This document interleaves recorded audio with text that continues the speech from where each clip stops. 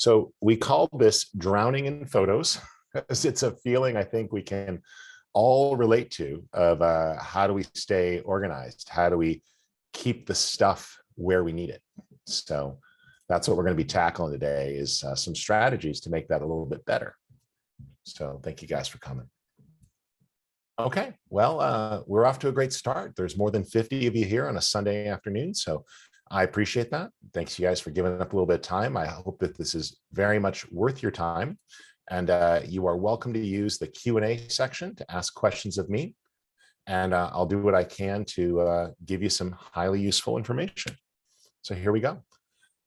So the goal here is to stay organized. So how you can really keep your photos organized in a way that you can enjoy them. And the workflow that I'm going to cover has nothing to do with Lightroom or Capture One or On One or any of these tools. They all going to work with this workflow. This workflow is for everyone. My workflow of being truly organized starts at the hard drive level, because if you're not organized there, everything that comes after it doesn't go very well. And so we're going to talk about different strategies and ways that you can employ to keep things organized. Now, the last time I did the dry run, the initial draft of this presentation, there was a comment in the chat pod that made me giggle, which was the person said, I finally met someone more neurotic than me when it comes to backing up my pictures. I'm going to show you the ultimate level of safety. But if you even implement some of this advice, you're going to be better off. So don't feel like you have to do everything I tell you, but I'm going to try to make it super clear. Okay.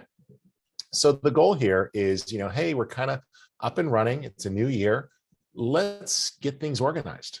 Let's make sure that we don't have to spend all this time searching for photos. How do we find the best picture? I'm going to show you how to use some AI culling tools and some strategies. What about if you can't find your pictures? Well, how can we keep them a little bit more backed up? Let's not lose our pictures. Let's make sure that you could take out the smartphone and see all your pictures.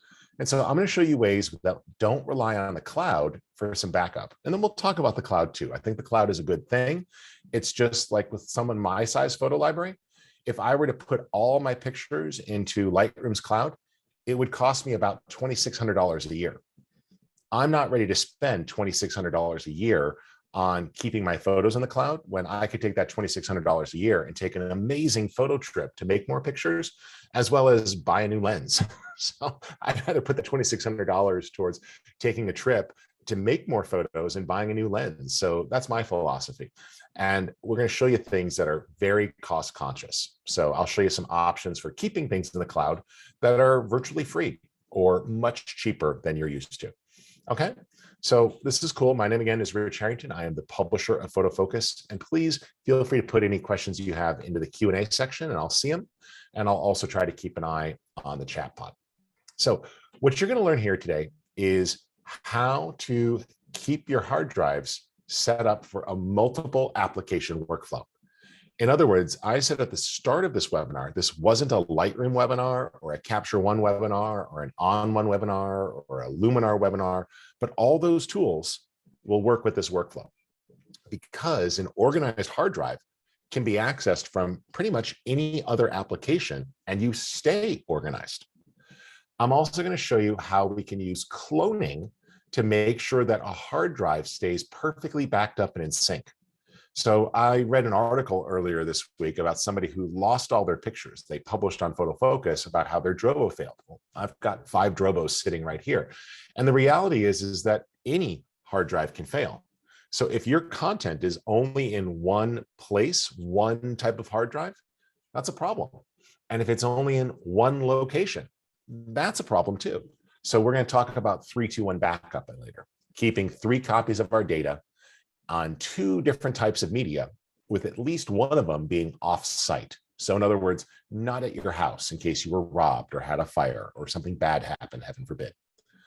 We'll talk about how to set the hard drives up to avoid data loss, how the cloud is an effective part of this strategy, and how you can use metadata to keep pictures organized. I'm also going to show you 2 of my favorite tools, Mylio and AfterShoot. So these are 2 products that I've had a chance to work with a lot, and I'm working with the companies to help make these tools even better. And I'll show you how they fit into every photographer's existing workflow. Now, you don't have to use these 2 tools. I'm just going to show you something cool that they do. And if it fits your workflow, great. If it doesn't, don't. But both of these actually have a free version of their products, so you can try the tools out and use them for free and perpetuity. So there's both free versions of Mylio and free versions of AfterShoot, not just free trials. So you can actually make it a part of your workflow at no cost if that's an issue.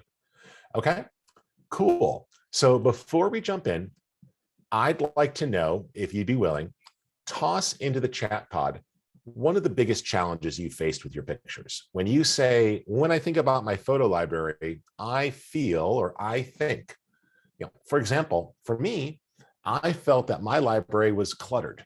I had my library spread out over multiple drives. I was always carrying around with me drives that looked like this. Actually, this one right here. I had 3 of these. And I used to keep these in my laptop bag with me. And on it were folders that said photos to process. And I realized I had 4 years worth of photos that I'd been too busy to get around and get organized.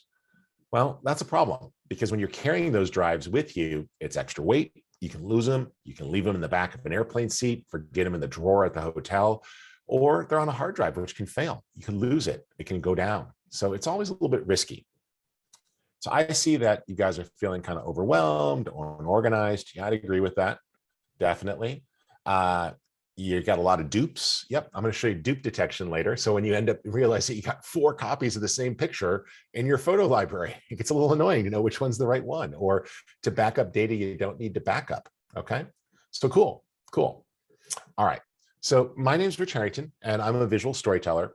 I'm going to go ahead and click record on the webinar right now. Actually, it's recording. Perfect. So I'm a visual storyteller. I use photo and video equally to tell my story. I love time-lapse photography.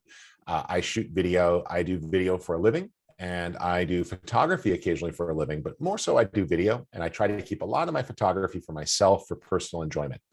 I also have a background in software. So I've worked with many different companies through the years making software better. That includes Apple and Adobe. Skylum software. I was there for 4.5 years making that product better. And I got a lot of cool things that are going to be coming out later this year of software tools that I'm working with that make things better. But I'm also a husband and a father, and I enjoy making pictures of my kids, my wife, and going on vacation to capture family memories. So along the way, if I figured out something useful, I wrote it down. I've written 40 books about Photoshop, Lightroom, Premiere Pro, Final Cut Pro, making video podcasting, webcasting, all sorts of things. So I've been at this for a while, and I believe that it's my job to make other people's jobs easier or make their hobbies there. My degree in college was in journalism, and my minor was in history. So I'm a big fan of the visual image, of using compelling images to tell meaningful stories. I publish the Photofocus website. We're in our 24th year of helping photographers with daily educational content for free. And I have a website called Think Tap Learn, where you can learn about photography and video and other things. I speak at conferences. Later this afternoon, I'll actually be jumping on an airplane to go out to WPPI in Las Vegas. And so that's what I do. And through the years, if I figure out something, I try to publish it and put it out there. So I've put out a lot of different classes that you might have seen. You might have found me in the help menu. And like I said, if I figure out something, I've written it down, I put it in a book. So I've definitely made mistakes, and I've learned from them. And this is some of the companies that I'm involved in. Okay, we're going to jump right in now and start to explore the content here.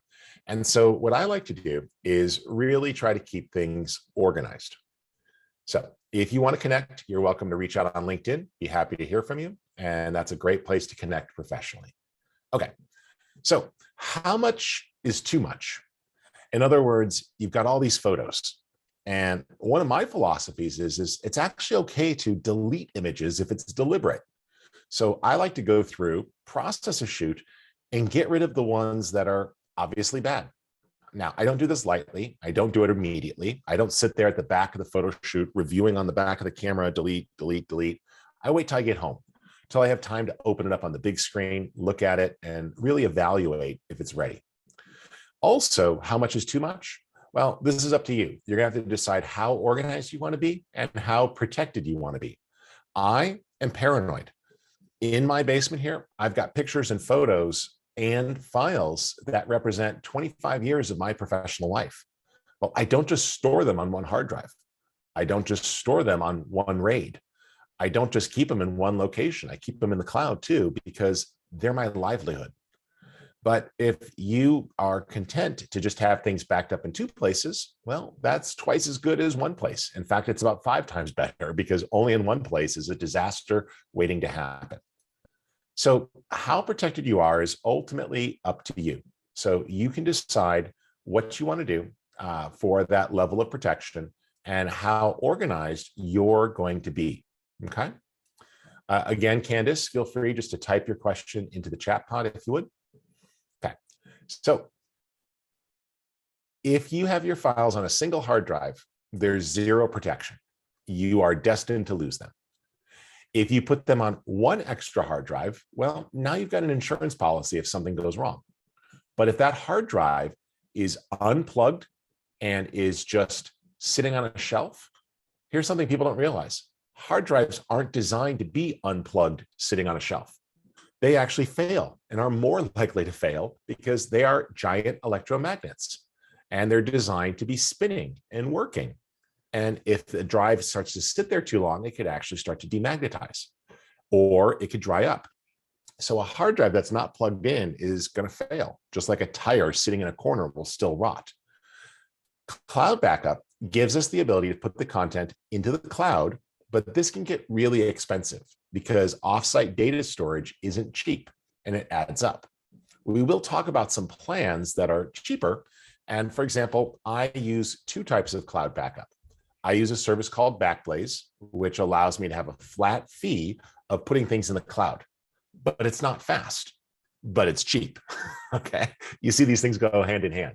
So the not fast part means that when I want to back up my, 16 terabyte photo library, it takes about a month, but that's okay.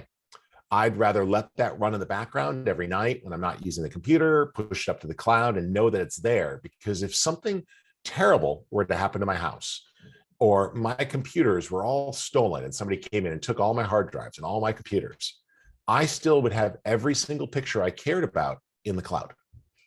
I also use Mylio, and Mylio has the ability to use other cloud services. One of those cloud services I use is Amazon. Now, you're thinking, well, Amazon, that costs money. But a lot of you, if you're based in the US, Amazon actually has Amazon Prime, which is a service a lot of people subscribe to because you get things sent in and you get free shipping. Well, one of the other things you also get with Amazon Prime is you get free cloud storage for JPEGs and RAW. So I've got about 14 terabytes of pictures inside of Amazon that I don't pay anything extra to back up to. And I'll show you that later. A RAID is a redundant array of independent disks. And this can be set up so that multiple hard drives can fail before you lose data. This is the idea with the Drobo. So Drobo has 5 hard drives in one case, and those 5 hard drives are all tucked in together. And what can happen there is that one of those hard drives can fail and no data is lost. I'm paranoid, and so I have it set up that 2 out of the 5 hard drives can fail before you lose any data.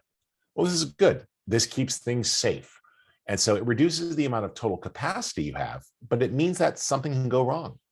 And if I'm on a vacation and I get an alert that pops up, it even sends me an email, my child can just run downstairs, what I'm doing right here, open up the drawer, grab a new hard drive and pop it in the machine, and it starts to repair itself. There are other systems out there that offer these type of RAIDs, but it basically goes off of the concept that every hard drive will eventually fail. They are designed to fail. They can't run forever. So by having them backed up to each other and working in tandem, when one fails, you could pop in a replacement drive and the RAID and its software will start to repair the disks and rebuild itself and basically heal itself. Okay. Also, you could do multiple offsite backups or pay for a managed backup service. Okay. So this is kind of the scale from no protection to crazy level protection. Okay. Candace, Larry, if you guys have questions, just type them into the Q&A pod and we'll tackle them there. Okay. So there's a lot of other ways to get organized. Some people rely on 100% AI-based search. If you're using the new Lightroom, for example, or Apple Photos, you could type in things like dog, and it will find the dog based on character scene recognition. You could say Paris, and it could look at the GPS data in the photos and find shots you have of Paris. That's one way of being organized. It's not the best, but it's certainly easier, and it's okay. Tools like Xire can actually tag your photos using AI, analyze them, and start to add metadata. Me, I'm the detailed folder kind of guy. I put pictures into folders based on the shoot. And if it's a place I go to often, put photos inside of folders with years. So we've been to Disney like 7 times as a family. So I've got a folder that has all the pictures from when my daughter was an infant, all the way up to when we went earlier this year. And, she's a teenager. And I could see the different levels and the changes over time. But they're all there and organized. If you're working professionally, you might be using client and folder numbers, tags and keywords, or any combination of these. So it's up to you. All right. So as I'm saying here, you're going to see that there's different types of approaches. Let me share my screen for just a second, and I'll show you a little bit what this looks like under the hood, and then we'll come back into the slideshow here. Okay, here we go. So do SSDs need to be plugged in to minimize failure? Great question, Lamberto. They are less likely to fail, but they still have a failure rate, but significantly less likely to fail than a hard drive because they're solid state and they don't have moving parts, which means they don't have lubricant in there, and they're going to be better. The long-term effects of can you put it in a vault and plug it in 800 years from now? No, not necessarily. Because what can happen is there's minor updates to the operating system, and the drive might need to be updated to keep running. How do you coordinate sync backblaze in Mylio and RAID? We're going to do all of that, and I'll show you that sort of stuff here. So great question, and we'll actually do a little bit of that now. So let me share my whole computer screen for a second. There we go. And we're going to come back to the slides. But let's talk about how these things can work together. So ideally, everything kind of works in unison. So I'm going to show you just how much data I have to deal with at home. And in our office, we have a tremendous amount of data because we're a video production company. So we have terabytes upon terabytes, maybe even a petabyte at this point, LTO, all sorts of things. But you can see here that I've got lots of stuff going on with storage, okay? I got lots of storage happening here, keeping everything organized, okay? All right, so what's in play here is I've got my hard drives that have data. I also recently purchased a really big RAID. So this is a collection of 8 disks working together. It's about 90 terabytes of space left, and about 30 terabytes are on there. So if you think about that 67 terabytes left, that's a lot of space. So I bit the bullet and bought a 98 terabyte hard drive. Now, I don't say that to impress any of you. I just say that to let you know that this is how much data I got to keep track of because I shoot video and time-lapse photography, and I've got digital files and presentations and things that I need to keep organized. So that's all fine and good. But to humanize myself here for a moment, I'm just like all of you. And before I give a presentation here, I actually have to hide and clean up my desktop because my desktop is just as disorganized as everybody else's. So, if I hide my desktop curtain here, you're going to see that, on the left here are my folders of jobs and things. And on the right here was what sort of stuff I created yesterday.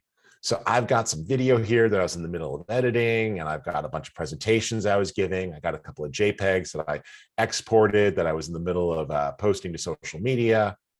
And it's a hot mess. But for right now, we're going to pretend it's not. But I wanted to show you that I was just as subject to disorganization as everyone else. And I periodically have to go through and clean that up. Now, one of the things that I actually have going on my desktop here is a declutter tool. So there are declutter tools available. And what the declutter tool does is it puts things into pictures, documents, music, or videos. So you're going to notice here that when I just have extra stuff on the desktop here, it'll clean it up. So when I say, hey, go ahead and declutter now, it will actually clean that stuff up and put those things away. So this will work out nicely to kind of keep it all in one place. So let me go ahead and do that. I'll just run the declutter. There we go, Declutter Pro. And what this will do is give me the ability to clean up what is on my desktop and keep it organized, okay? So there it is, and I'll say declutter now. It's gonna analyze, and boom. What it just did was it moved 17 files into a folder. If it was a picture, a document, music, or videos. So now I've got stuff that I know later needs to be cleaned up. So periodically I check those folders and make sure that I put stuff away so it's actually cleaned up and organized, which kind of works well. And then if I've got other stuff here, like I'll just drop this documents in there, good, it's actually pretty cleaned up now. So I just point that out, that using a declutter tool can be useful if you want to have like a cleanup from time to time. And then same thing, I could drop those in. Does that make sense to everybody? Kind of keeping a staging area or a to-do folder on your desktop of things that need to be put away. I find that kind of helpful. Okay, let's keep going here. I'm going to take this here, and we're going to talk about the backup concept of 3-2-1 backup. Okay, I see there's a question as well, so let's tackle that. I'm pretty organized with file formats for photos and the process of digitizing historical analog photos, and I'm using Mylio with 2 vaults and edits. How do you recommend with a file structure for photos edited in other programs? I'll show you that in just a second, Christine. I use a series of nested folders as I'm working. So we'll leave that question open and come back to it. So one of the most important things with the backup is that concept of 3-2-1 backup. 3 copies, 2 different types of media, 1 stored offsite. That offsite does not have to be the cloud, but the cloud is most common. You also want to clearly distinguish between the one you're working on and the backup copy. You don't want to sometimes go into the working one on one drive and then work on the other drive, because now you end up with the problem where it doesn't know which data is the primary source, which one's newer than the other one. You can also schedule the backups to run automatically. So here's what I got going on. Let's go ahead and show you this. So I'm using a tool called Carbon Copy Cloner. There's Super Duper, there's tons of tools like this. And we'll do this update later. Never update software in the middle of a webinar. It never goes well. But let me tell you what's happening here. So here's my Mac Mini. And it says, okay, on this Mac Mini, automatically go here to this little SSD called Clone daily. So at 2 in the morning, every single day, my Mac hard drive gets backed up to this SSD clone. And so if anything were to go wrong with my computer, I could plug this hard drive in and work from it. On here is an exact copy of everything that's on here, because every night it backs up and it clones. So that's a great idea, cloning your system drive. You'll also see that I've got my Drobos here, 5D-A, 5D-B. I've got A1, which has my photo library and time-lapse library, and A2, which has some of my older aperture libraries and video and things like this, okay? My 360 footage. So what happens here is every day, Drobo A1 backs up to Drobo B1. So it will take what's on the A drive and clone it to the B drive. Now, some of you are saying, wait a minute, you just buy hard drives just to make copies of your stuff? Yes, 100% yes, because the cost of making that stuff was way more expensive than backing up your stuff. Now, you don't have to have 2 Drobos, okay? When I'm saying Drobo A1 to B1, that's an investment. There's 5 hard drives in each of them. Just having 2 hard drives that cost $200 each, where you say photo library, backup library, and every night photo library clones to backup library. That's a great idea. On your backup drive, you can also set it up. And so what I've done is I've set it up with a safety net. And so here's my safety net. It detected, for example, that I had 214 megabytes of data that were different. So here on February 19th, if I open this up, you're going to see that I did some cleanup. And so in the Amsterdam folder, I apparently threw away 37 pictures. Well, let's look at what those 37 pictures are. I can review them and I see, yeah, these were some really abstract ones. I had kept the ones that were the better abstract. I was purposely shooting some slow shutter, having some fun, but these aren't so great. So I actually cleaned it up and got rid of the ones that I decided I actually knew I didn't want. Okay. Well, I feel comfortable with that. So I can just go in and say, okay, let's look at the rest in there. List view. Yeah, this is just some sidecar files that were cleaned up. Cool. And I could take that now and put it in the real trash and empty the trash. So what I just did there was I have a very deliberate strategy of erasing things. So if I throw something away, not only does it get into the tools trash. So if you're in Lightroom, it puts it in Lightroom's trash. If you're in Luminar, Luminar's trash. Mylio, it moves it to your system trash. But if you're in one of those other tools, you then have to empty the software's trash. It then moves to your computer's trash folder where you have to empty it again. Most programs make you delete things 3 times before it's really gone. My paranoid self makes me do it 4 times and actually 5, because this hard drive said, oh, you threw that file away. Did you mean to throw that file away? And if I change my mind, I could bring it back. If not, I go, yes, I put it in the trash, and then I have to empty it again. So ask yourself, if you had to choose 5 times to throw away a file, what's the chances that you accidentally throw away a file? Right? 0. So that level of paranoia means that I've never accidentally erased a file, because it's very, very deliberate for me to do so. Okay. On top of this here, I'm using that utility called Backblaze. Now we're going to take some more questions here in 1 second, but I'll just put this out here so you guys see it. Backblaze is a simple service, and there's others out there that you could choose from, but it is a cheap cloud backup service. So you can just go in here for personal backup, and it's $7 a month for unlimited cloud storage per computer. $7 a month per computer. So that's about $100 a year. So Backblaze is just sitting here running on my system, and it continues to push up files in the background. You could see that I have 6 terabytes of data that still need to be backed up. You're like, wow, that's a lot of data. Yeah, still have 6 terabytes to go up. I brought in some new files the other day. But if we take a look at this here, you're going to see that a tremendous amount of data is already in the cloud. 75 terabytes of data are in the cloud. For $7 a month, I am keeping 75 terabytes of data in the cloud backed up. It took 3 months for it to get there, and it will take 3 months if I ever have to download it. But this is actually storage from all of these Drobos is in the cloud. Okay, so it's all backed up offsite.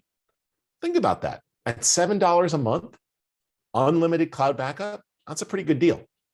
But this is an insurance policy, because it's not like you can go, oh, I need that. You just plug it in and have instant access. It's cheap for a reason, because it's slow, but it works. Okay, let me take a look here at the Q&A and some of the comments. We are recording, so thank you. Jim, you will be able to launch it. And declutter is currently set to doing the desktop. So yes, Ed, I have my just declutter tool on the desktop. There are other tools for that, so that's perfect. Larry, there are declutter apps. Just search the app stores for Windows declutter. There's tons of people who make these. I just happen to use one called declutter for the Mac, so not hard there. Okay, great question though from LP before we go forward. What's the difference between Carbon Copy Cloner and Time Machine? Time Machine takes snapshots. So snapshots back up your thing to your Time Machine drive.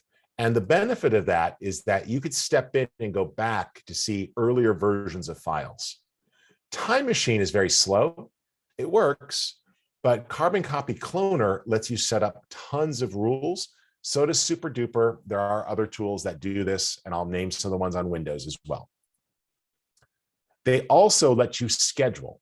So all of my backups happen when I'm supposed to be sleeping at night. So they start around 11 o'clock at night, and they really kick in around 2 in the morning. So that way, when it starts sucking up computer resources and it runs, it's running late at night when I shouldn't be sitting at the computer. Okay. So on the left, you've got casual person, and on the right, you've got not so casual person. Totally up to you how you want to be about this. It's your call for the level of backup. Okay. All right. Let's tackle a few more questions, then we'll go through things. Carbonite. Carbonite's a great tool, Ron. So Carbonite is very similar to Backblaze, and I'm not as familiar, Ron, with their pricing structure. But again, those are great tools when it's about $100 a year to back up your stuff to the cloud. Okay. Backblaze is good forever as long as you keep paying them. So as long as you pay them, your data is in the cloud. Okay. Lou, you cannot access an individual file, but you can access individual folders to download. So you access things by folders for restoration, not by the file level. So you can pull down an individual folder. Okay. All right. We'll tackle some more of those questions here. Let me just keep going forward. And why did that minimize? Oh, it didn't minimize. This is a screenshot of my desktop. Okay. I was like, what's going on here? So here's what's going on. I normally, and I temporarily unplugged it here, do have a Time Machine drive. So if your operating system has a Time Machine drive or your Windows can back up to OneDrive, use the built-in tools. They're great.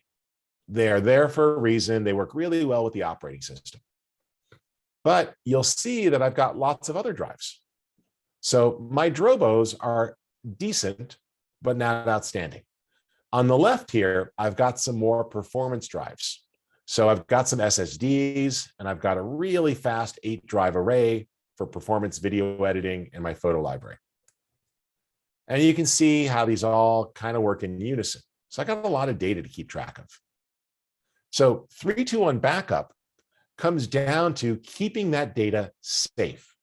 So you're going to end up with 3 copies of the data in 2 different types of mediums, 1 offsite. So you want to keep 3 copies of a file, a primary and 2 backups, 2 different media types, such as hard drive and DVD-ROM, or hard drive and LTO tape, or hard drive and the cloud, hard drive and SSD, etc. Just different types of formats. And one of these should be stored offsite. Okay? All right. Let me show you some strategies here. We're going to put this away for just a second, and I'm going to walk you through a couple of key things. So first up, one of the things that I like to do is have a very organized hard drive. So you'll see here, I've got my main photo library. I've been whittling this down, and as I go, it gets smaller and smaller. I've also got some photos to migrate. These are photos that I'm still processing, and once they're done, I'll move them into my photos catalog. I might have some catalogs, like here's some Luminar catalogs. I use Lightroom. All of those are fine. But inside of here, you'll find folders.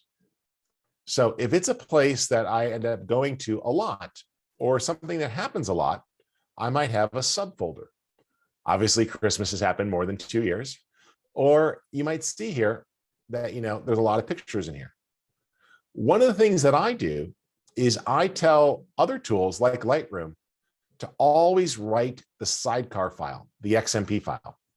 The XMP is the organized information that tells the picture what's going on with it, okay? Now, there's different ways of doing this. It's all up to you, but there's ways that you could stay organized. For example, I mentioned Xire Photo earlier. Xire is a tool that lets you use artificial intelligence to organize pictures. So, for example, I can say, hey, I want to bring in a folder. So I'll say add, browse, and I'm going to grab this folder I have on the desktop right now for sorting and hit open.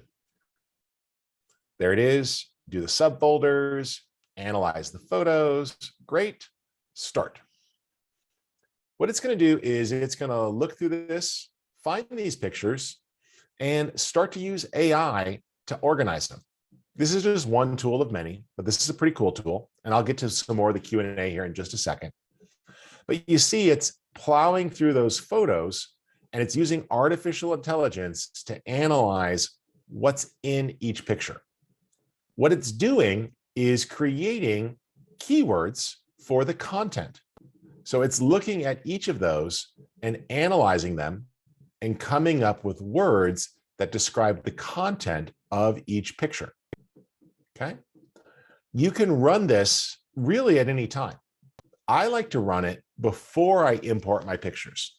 So I'll let it go through, analyze the pictures, and toss in some extra keywords so that later I can search for them. But you can use a tool like this at any point in time. Lightroom has this built in, not Lightroom Classic, newer Lightroom. Photos for Mac OS has this built in, but neither of those write the metadata into a way that other programs can see it. So if you want to use something like this, it's really optional. Now, I'm going to let this finish processing, but when it's done, you'll start to see that it's able to identify and it will come up with keywords for each image. Now, this has to finish here. You can see the progress. So we'll let that keep running for a moment, and I'll answer a couple of the questions in the Q&A. So Jim, no problem. Good luck. We are recording this, so you'll be able to check it out. What's a good way to wean away from iCloud? Well, that's interesting. So iCloud is Apple's built-in storage. I use it. Remember saying, well, wait, you do all these things and you pay for iCloud? I use it because it's the only way my wife's computer and my kids' computers are backed up. I've given them hard drives that they can just plug in, and if they plugged it in, their machine would be backed up to an SSD. Where's the hard drive? In a drawer. Do they ever do it? No. So I pay for iCloud because I want my Mac backed up and I want their Macs backed up and their iPhones backed up. Fine. One way, though, you could wean yourself off of iCloud is by going to a smaller storage plan so you don't have to pay as much money for that storage. And so it's difficult to get completely off of iCloud, Jerry, just like it's difficult on Windows to completely get yourself off.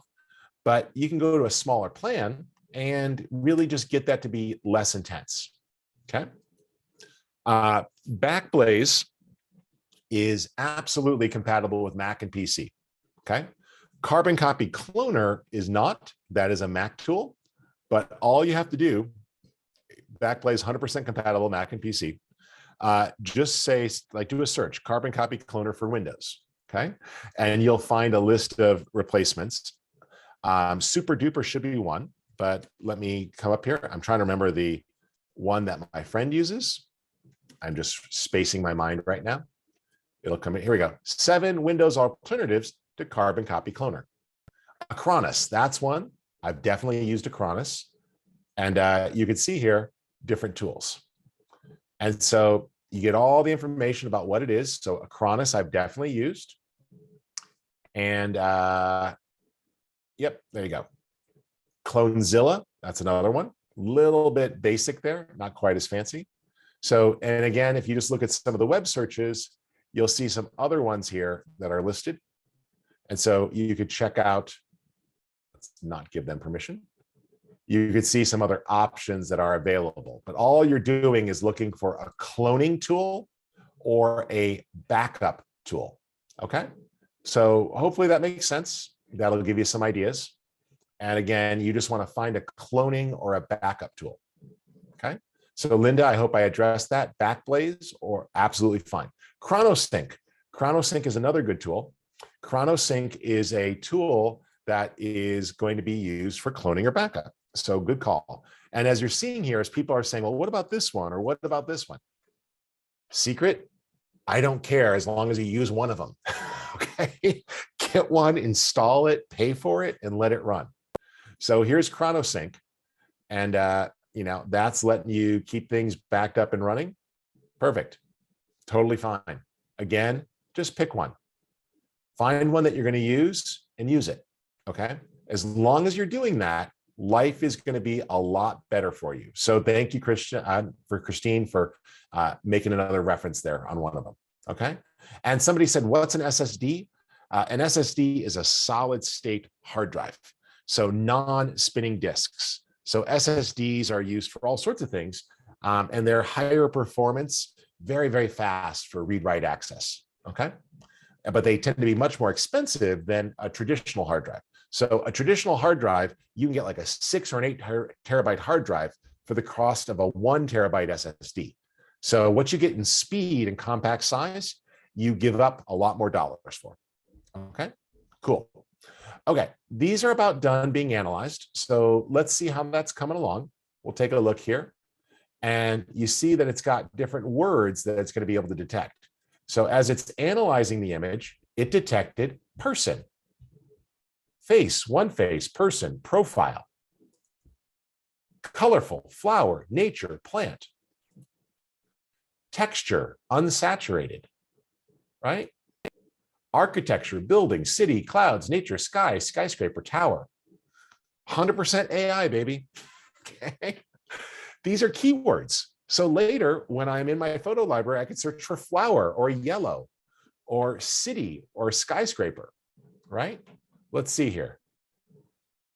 Nope, it's AI. It is not an animal. It is not a mollusk or a slug or food or a bakery product. So this abstract soft focus thing, it didn't recognize as rocks, right? But it did recognize that this was an animal and an insect, but it triggered it as a mosquito when it's a grasshopper. So it's not infallible. But adult, eyes open, face, male, one face, portrait, right? So it's able to go through and find these things, making it easier, right? Adult, children, smiles, thinks it's a restaurant, it's a school. So these things are not perfect, guys, but they are useful because it helps you find things. So it also found 66 pictures that it thought was blurry and some with closed eyes. Now, these blurry and closed eyes keywords, these were done with AfterShoot, which I'm going to show you next. But these are easy to find things here and keep them. So what I can do now is just go back to all photos, select these, and say, hey, go ahead and store the metadata. Boom. Yes, save metadata for all those photos. Now, all that metadata got written into those XMP files, except for these, and it needs to be stored separately. There we go. Cool. And all that information was stored with the picture.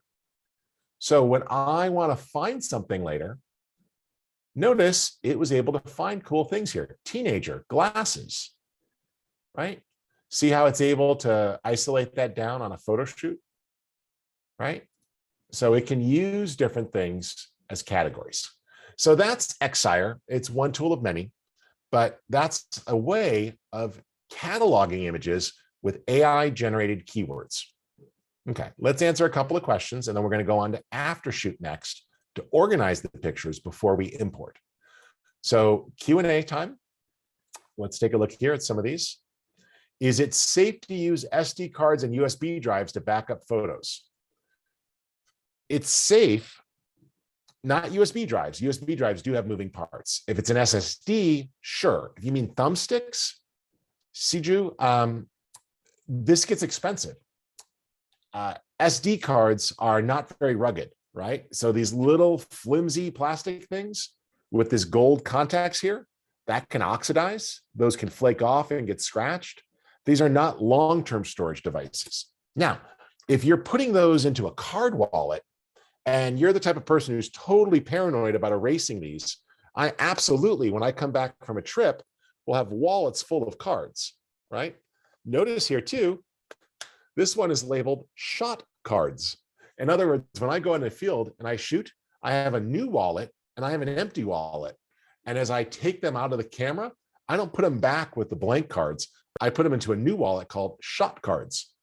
Notice here, I'll cover that up, but there's my phone number, there's my name, there's a hard case, and it's there so that if I were to drop this, people can contact me for a reward.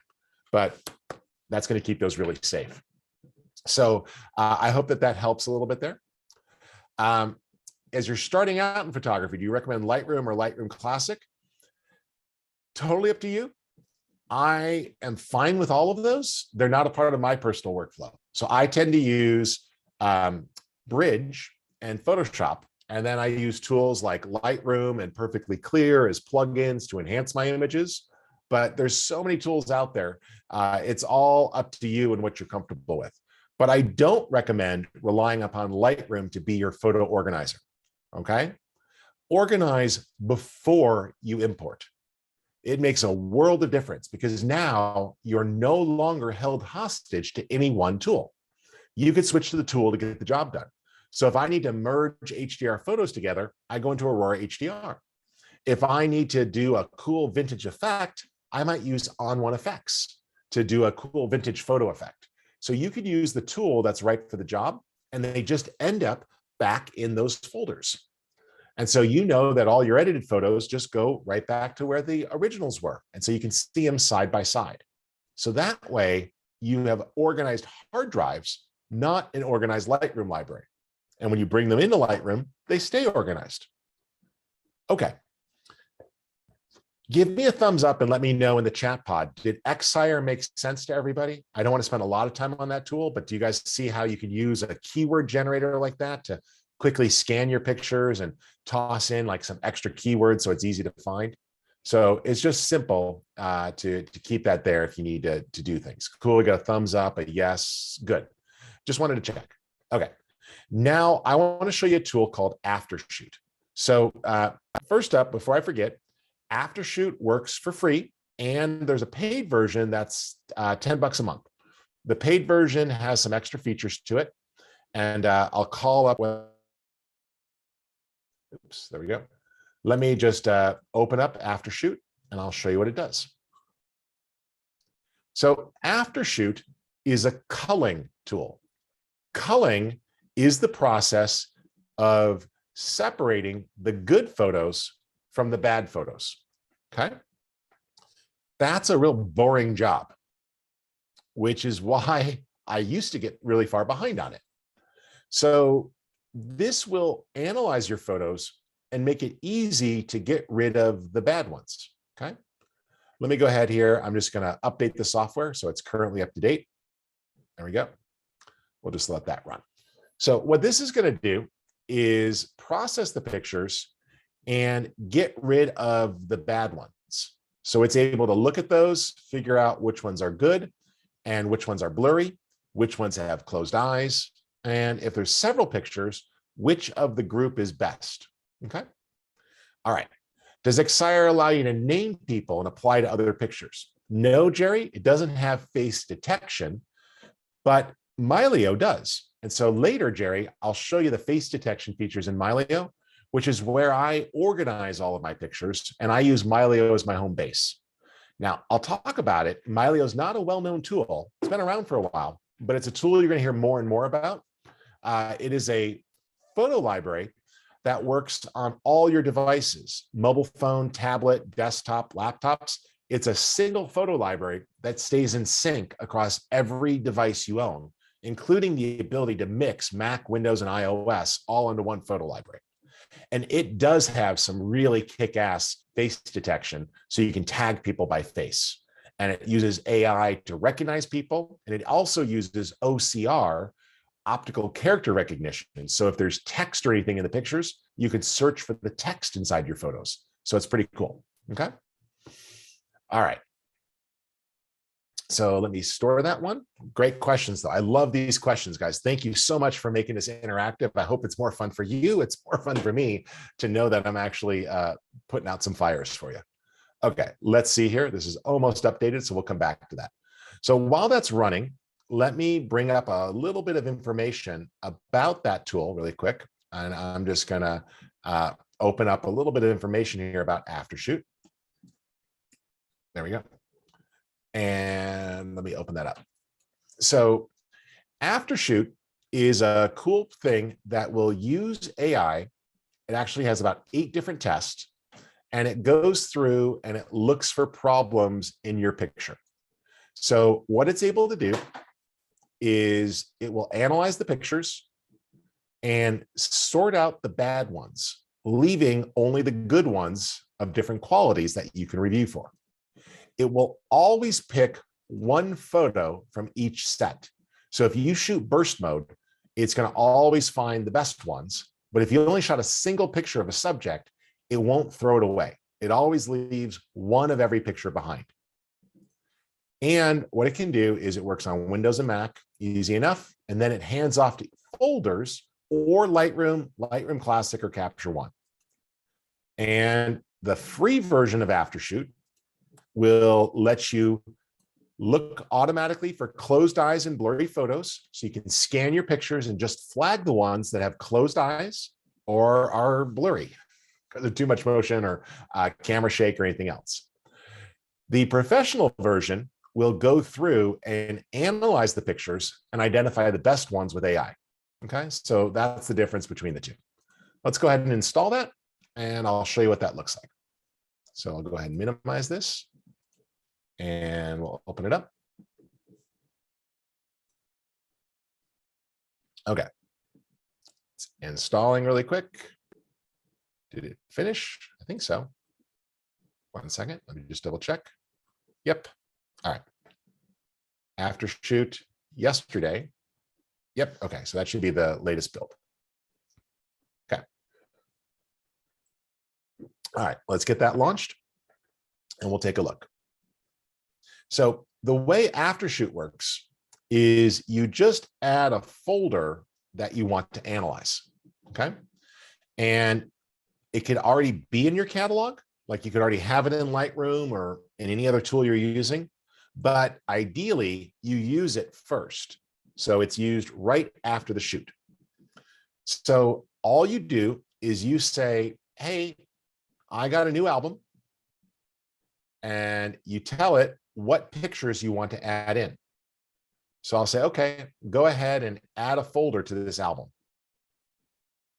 Pick it on your hard drive, okay? Easy enough, just navigate. So I'm gonna go here and I'm gonna take, let's do this trip we took to Croatia, and I'll import, okay? Then it starts to scan and look at those pictures, okay? So it's gonna find them and start to organize them, okay? Then what I can do is say, let's apply some rules. Start culling. Okay, look for blurry pictures. Lenient means only get rid of the blurriest, but shallow depth of field is okay. Moderate allows a little bit of depth of field for shallow depth of field, but not too aggressive. Grouping duplicates. Hey, any subtle change, don't treat them together. Moderate means, oh, put them together a lot. Strict. Extreme means don't even worry about when they were shot. Group as many of them together as possible.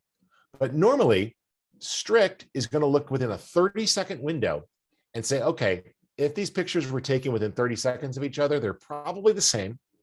Let's put those together and look at the best one. Selections means how many good ones do you want to keep? The best 30%, 20%, or 10%? I'll say keep the best 30%. And then sneak peeks are the ones that are best for social media. It'll actually pick the ones that it thinks are going to do best on Instagram. Now you're saying, how in the world could it possibly know what's going to do well on Instagram? Well, the team took 1 million photos from Instagram with all of their ratings and analyzed the Instagram algorithm and looked at what people voted and liked, and was able to identify subject matter and colors and compositions that performed well on Instagram. Crazy, right? Then under advanced here, you could say, look for closed eyes, look for blurs, look for photos that are identical. Start culling. Now, when you cull, you could decide to get rid of the existing stars and color labels or not, and you decide what happens. 5 stars are the selected. The 4-star ones here are not actually 4-star, but rather are going to be the best sneak peeks. I'll make those 5. You can add keywords. I could say, hey, go ahead and automatically mark the ones that are blurry or closed eyes. Next. Looks good. Start culling. So it's now analyzing these pictures, and it's going to go through these 1,600 pictures and start to sort them down. You could set the performance up here of how much resources it uses as well. Low, medium, or high. Now, while that's running, this will take probably about 20 minutes. We'll come back to this at the end. I'm going to show you an album that's already been done. And again, this just runs in the background. So you're welcome to grab a photo library that's already been done. So here we go. Let's take a look at this one. And so here, I was able to say, hey, find all the blurry ones. Yeah, those are blurry and soft. Find the ones that had closed eyes. Show me the ones that were best. And you see here that it went through and found the pictures. And so what it did was automatically group them together. So here's 5 pictures of my daughter giving her speech at her Eagle Scout ceremony. And if I click the button here, if I go in, I'll actually see what it thought was the best picture of that group. I could press the down arrow and go to the next set. See, and so you can go through and start to cull. So here, it identified this as the best photo. And I would agree that this is the best facial face. Here we go. This one versus that one. Yeah, it found the better smile. Look at that. So without me even having to go through, I could just quickly check. It thinks this is the best one of this family. It is. Look at how that did it, right? It was able to find the best. See, there he's looking down. So it uses a series of AI tests to identify the best photo of each group. And so you are free to choose. Now, if you don't like one, or you say, you know, I really like this one instead, all you have to do is press S, and it swaps which one is selected as best. Or you could press the A key, and it will add it to the selection. So you can go through and choose which ones are best from amongst the group. Then, when you're all done, you've got 2 choices. You save the changes first off, and then you can export. 1-click handoff to Lightroom, Lightroom Classic, or Capture One. It'll launch the application, trigger the import dialog, and it will import all of these pictures with the different ones and everything tagged. So here, it's going to export the 73 selected photos into Lightroom or Lightroom Classic or Capture One. I can also move or copy them to a new folder. So if I want to copy them to a new location, or I can go through and look at the ones that were removed. And additionally, I could simply say, hey, go ahead and rewrite the XMPs. So now all those stars and things are labeled. So it was able to identify the best pictures. Does this make sense to you guys what it did there? It was able to look and find the best photos within the group. So here I was able to take 400 pictures of eagles down to the best 50 pictures.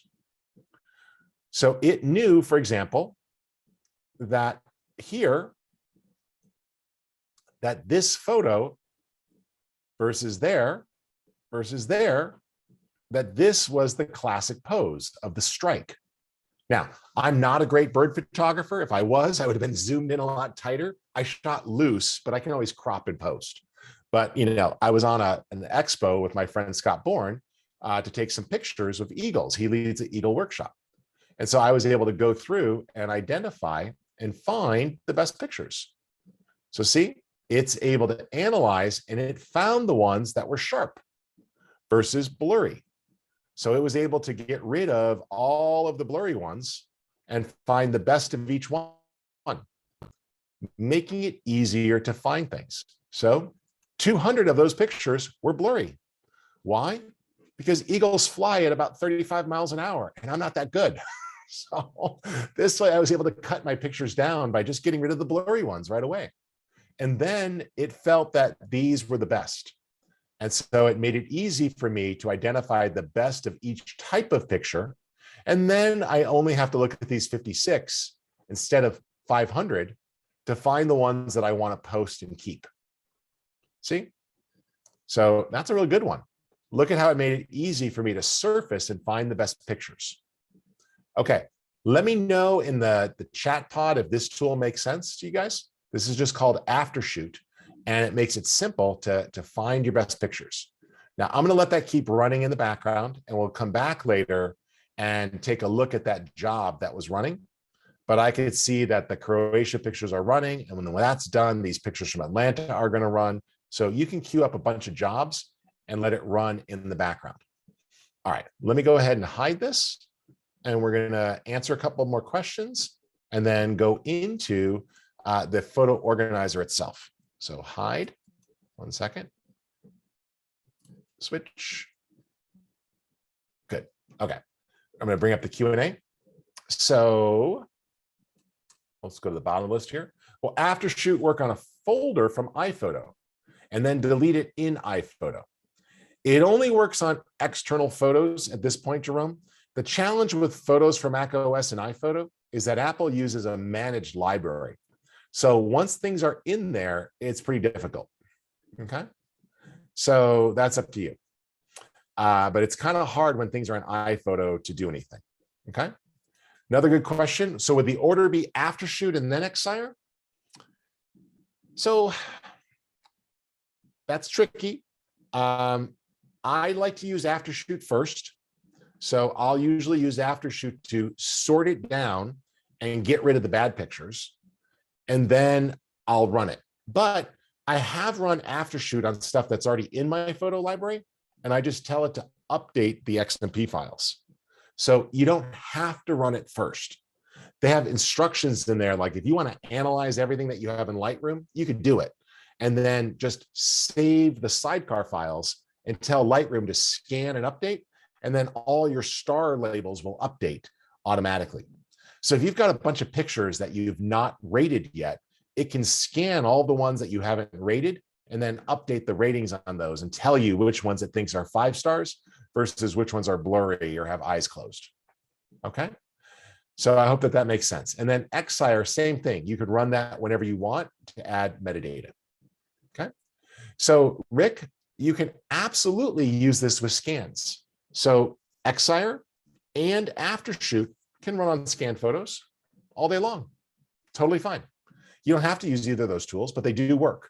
So same thing, the organized backplace, scans are just JPEGs or TIFFs. They're just images. Everything is the same. Okay. You use bracketed photos. So is AfterShoot going to handle that? So Ed, it's not going to handle it yet. What it's going to do right now is it's going to say, oh, this properly exposed one is the best one of the group. And you're like, of course, I did these exposures on purpose. So if you were bracketing just for safety, like minor exposure brackets, it's going to find the best one that's there. But Ed, if you're bracketing for HDR or focus stacking, that's different. But the team tells me that they're working on that. And I've spoken with them. They're very agile engineers. and they're working on an update specifically for bracketing and landscape photography and other things. So it'll keep working. So Ed, download the free version and just try it and play with it for a while and see if it helps you now. And then they're going to keep expanding those tools with some cool landscape stuff. Christine, Photomechanic and AfterShoot are competitors of each other. Photomechanic doesn't really use any AI tools, but it's great for culling. And so you can manually cull in AfterShoot as well. And it actually has the exact same keyboard shortcuts as Photomechanic. So if I want to go through and quickly, look at pictures, scan them, manually start assigning ratings and keywords, I could do that. Here, look, I could just go right through. It's instant import, so it reads the embedded JPEG file. So very quickly, you can start processing your pictures. You could step on through and see things. You've got all that ability to rate and browse. You can go to grid view. You could filter on lenses and everything else. So it has the same capabilities of Photomechanic, but it adds an AI component like you see here, where it's able to actually identify other pictures that should probably get weeded out because they have problems. So if you already like Photomechanic, great, stick with it. But if you want to try something else out, go ahead and give that a shot. So I hope that that answered your question, Christy. Okay. All right. While this is going here, let's talk a moment about all the other stuff. So one thing that people go is like, wait a minute, you haven't launched Lightroom yet. Okay. Those are editing tools for pixel editing. Now, some people are going to go, but Lightroom, you could organize, you could make albums. Yes, you can. It has some basic organizing tools. Basic, okay? Not bad. Lightroom was designed to not be intimidating to people, so they hold it back. Skylum has some basic tools for organizing folders. So if I'm inside of Skylum and I delete files, it deletes it in Luminar from the hard disk. If I move things from one folder to another in Luminar, it moves them on the hard disk. You can do the same thing in Adobe Bridge. All of these are just designed to browse. They're photo browsers. They're an alternative to your operating system. And they have some basic editing functionality. I've got no problem with any of them. They all do a good job. Lightroom has some great image editing tools. I get all the same image editing tools that Lightroom has by just opening the image in Adobe Camera Raw, and then I hand it off to Photoshop. And Photoshop can work with third-party plugins, which is great. And all those plugins can run non-destructively. In Lightroom, that's not an option. So for me, it comes down to what's better. Having a spork, that's a knife, a fork, and a spoon in one thing, or taking the time to actually have a knife and a fork and a spoon. I like to have a knife, a fork, and a spoon. So if I'm eating a steak dinner, I can have a steak knife. And if we're serving, corn on the cob and bread, I can have a butter knife. And each of those does a good job for the task at hand. A spork is great when I'm backpacking and I have a limited space, or I just need to keep it as simple as possible, or I'm being lazy and I only want to wash one dish, right? So a spork can have a benefit to people, and it's not overwhelming and it's simpler to learn, but it's not necessarily the best workflow. So that's not making a judgment on any of you. Again, these tools all have a place. But as you grow in your comfort with photography, you're going to discover that there's a wealth of amazing photo tools out there for specific problems. So what you saw today so far was we used a tool like Xire to scan and add tags and keywords. We used a tool like AfterShoot to take a giant photo shoot, process it, and make it easier to find the right pictures and to get rid of the bad pictures, okay? So let's take a look at how AfterShoot did on that project. So here we go. It finished the job, and it took what was a 3-week vacation with, 2-week vacation of 1,500 photos and culled it down to the best 500. So here, it felt that there was a bunch of photos that were similar. So if I open that up, you're going to see that it said, hey, these are both pretty good facial expressions. This one, not as good. See, look at how my daughter is looking away.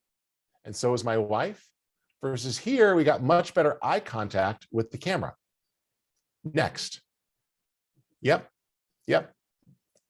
And so as you go through, it's going to identify if it thinks there's good ones. So it's going to find, and if you say, you know, I actually like this wider one, S for swap. And when you do this, you're actually teaching the AI. It starts to learn your photo style. And so you can go through and find the best pictures from a trip. And so sometimes you don't have a lot of options. This case, I think this one's better, swap. But by grouping the duplicates, you don't have to spend as much time analyzing. You could just plow through.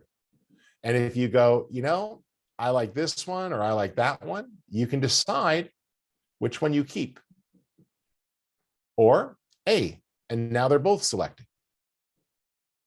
So you can quickly process through the photo shoot, finding the best ones from the shoot. Here we go. I like that.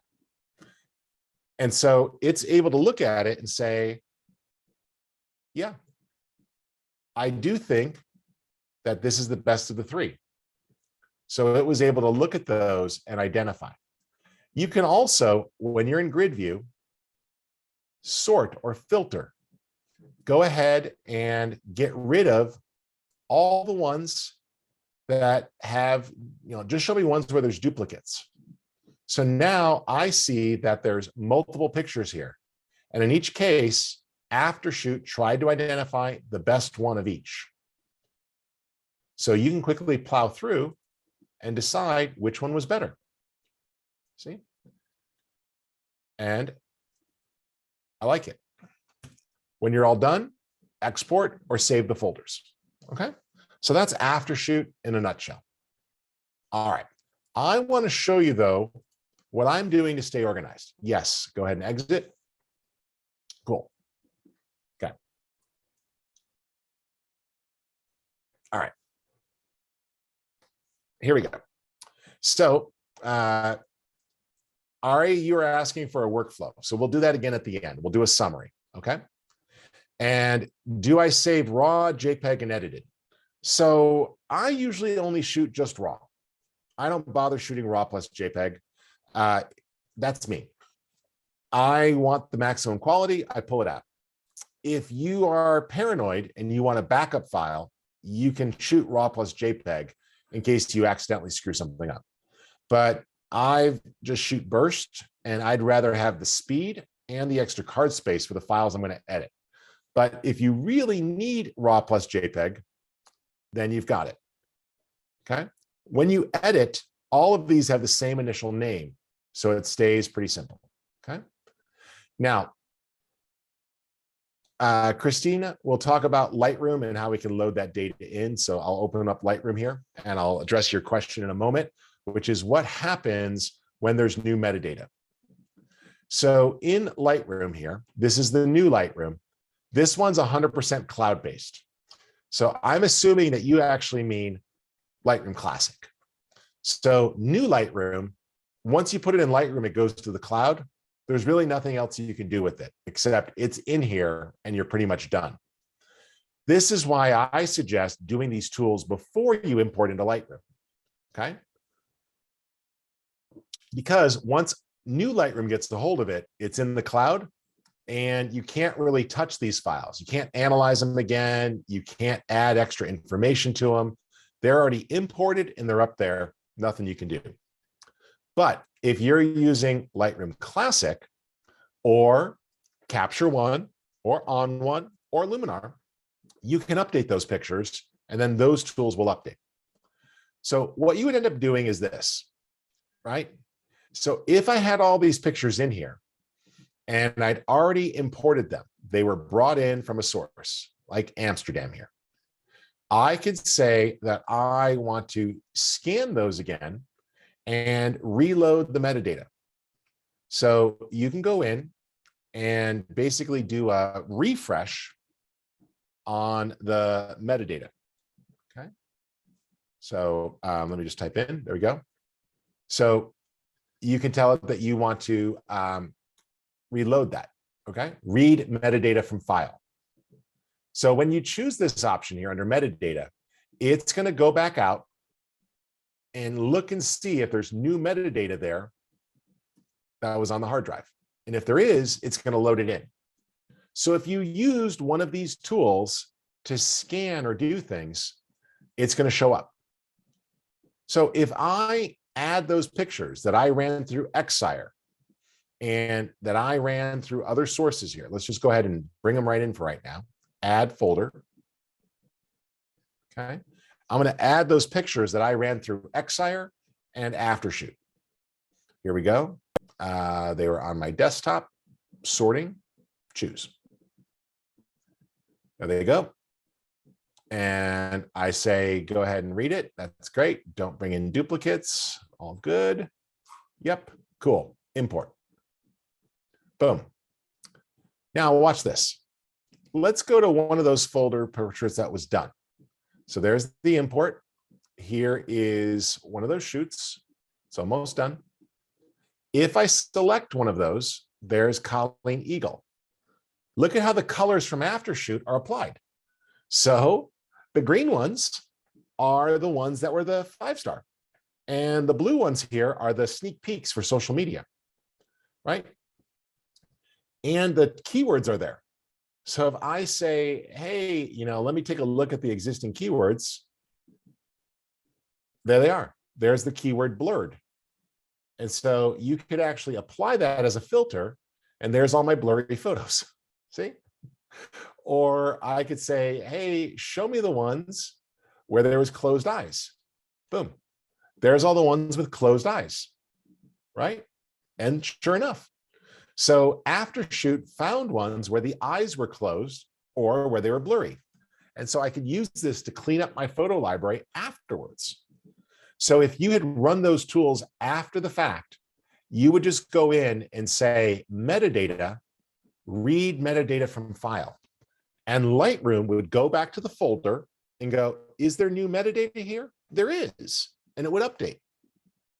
Does that make sense to everybody? Right? So if you used Xire or AfterShoot to analyze pictures you already had and Capture One, On One have similar things, you basically just rescan the folder and it will update the metadata with the new metadata. Does everybody get that? Does that make sense? Let me know in the chat. So you can go in and tell it to be refreshed, okay? So it will go in and clean that up. Bridge is a very powerful program. Yep, I actually have a course on it. So Richard Milton Worsel, if you go to LinkedIn Learning, I actually have a whole course on Bridge. And from time to time, we give it away for free at Photofocus because I love Adobe Bridge. It's a great tool. It gives you everything that Lightroom does without all the overhead. It's actually faster. So it's pretty cool. But look here, right? Xire was able to recognize other things. It thought that was cliff diving. It's not. But how about buildings? Well, those are all buildings. Look at how Xire was able to use and find shots of buildings. So there's all my shots of the buildings from multiple photo shoots. Amsterdam, and there's some shots in there from Croatia, and there's some shots in there from Atlanta, right? Hey, show me shots of a church. Boom. Not bad. Those are all shots of churches. This one's in Amsterdam. That's the new church in Amsterdam. Does that make sense? Isn't that kind of cool that like you could just find stuff? It's not perfect. Like if I took the time to say, oh, old church, Amsterdam, that would have been way better. But be honest. Okay. And if you do this, I'm proud of you, but do you tag and keyword your photos? Because I never seem to get around to it. Okay. So by being able to do this here, it works a little bit better, right? I could say, hey, find that. Let's see, it said raccoon. That's not a raccoon. So obviously AI can fail. Religion, that is religion. Sky, well, that is all shots of the sky.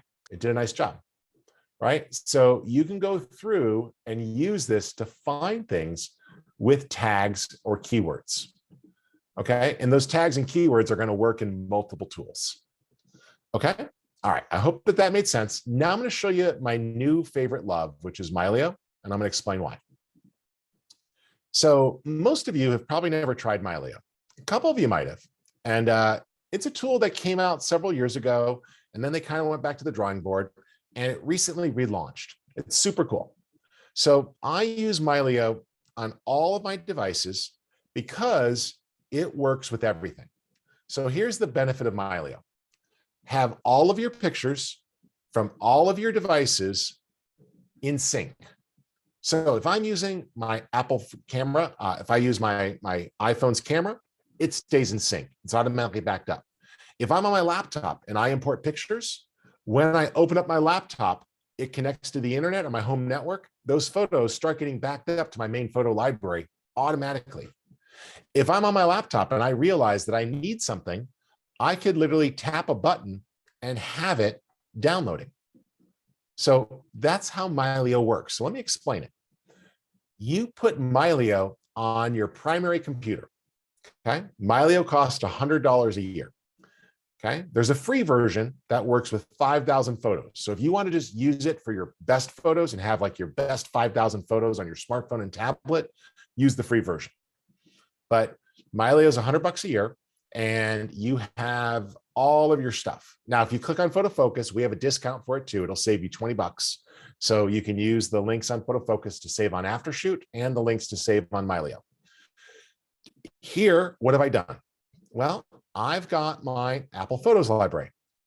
I've got my brand new Epson Fast Photo Scanner, and every photo that I scan on the Epson is going to go to this folder and automatically show up. So if I say, hey, I need to scan this or get this loaded in, let me do that really quick. I'll just scan something so you see it. Simple enough. Forgive me as I stand up here. I'm just going to say I wanted to scan this. There we go. Put it on the scanner. It's a sheet-fed scanner. Cool. And I'm just going to go ahead and let that run. Perfect. And what it's going to be able to do is scan that and load it in. It recognized it. Cool. Cool. Start scanning. And you can actually assign metadata there of like when the picture was shot. But Fast Photo Scanner takes about 2 seconds to scan a picture, and you can load photos up like in stacks of 50 and scan them with a sheet-fed scanner. It'll just go scan them all in, and then it puts them in the folder.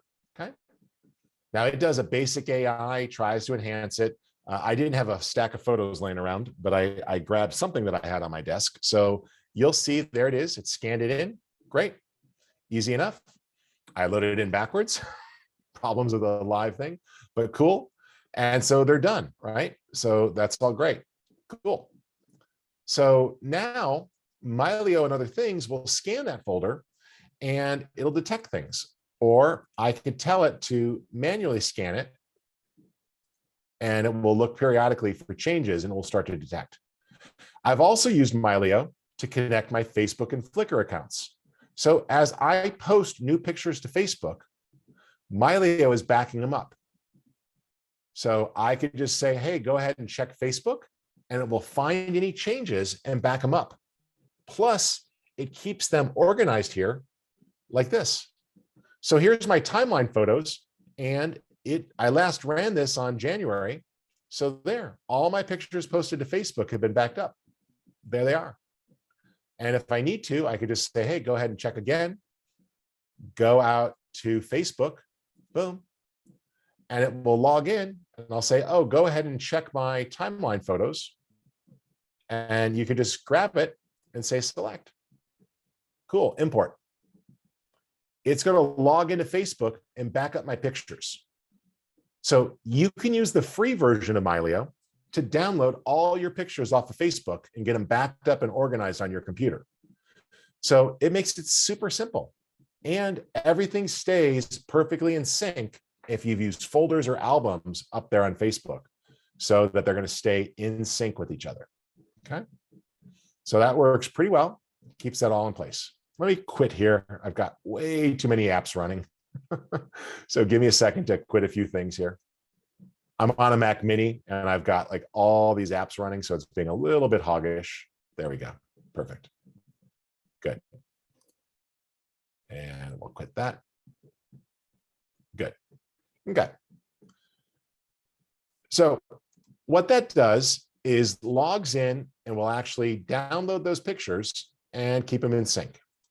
I'm just going to relaunch here because I had too many things running and I locked up my computer. There we go. Now, Mylio is an organizer and it too lets you browse. So for example, here's my calendar. So if I say, oh, let me go into 2012, and I don't remember where we went on vacation that year, but I remember that I took a vacation with my dad. I remember right here, there he is. Oh, okay, where was I? Okay, in September and October, I had a trip to Seattle. Cool. Oh, in January, yeah, that's when we went to Hawaii with my dad for his birthday. There it is, see? And there's that event right there. So it actually syncs with your calendar and you could see where you went. You can actually view things from a particular day, or you could see the different places where you traveled. So here's all the pictures from that trip. In fact, it's not just one camera or one folder. So it showed me everything from that particular day. So this becomes really cool because here I had a visit and I was in Tokyo, right? Here I had a trip to Florida. I can see our trip to Florida and actually see that whole vacation.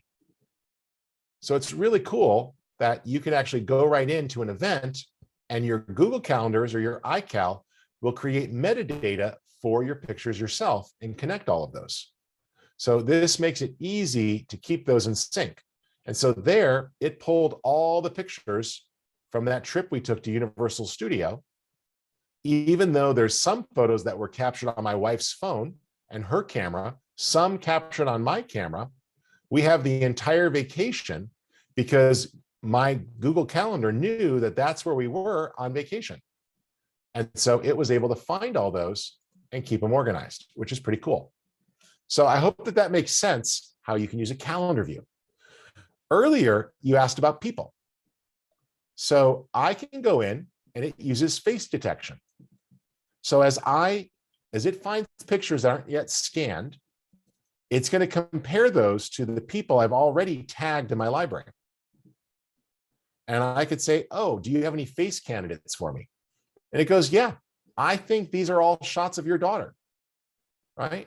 So what I can do there when it thinks it's her, let's go into those, is it's going to identify what it thinks were pictures of my daughter. Let's go ahead here and go one back in there. There we go, untagged. And so those candidates help you keep things organized. So I could say, is that pictures of Colleen? Those are all Colleen. Great, approve. Now the XMP meta file was updated. Is this me? No, that kid actually looks a lot like me as a kid, but that wasn't me as a young child. So I'm going to say no, reject. But those are all pictures of me, approve. That is my stepmom. This is my son.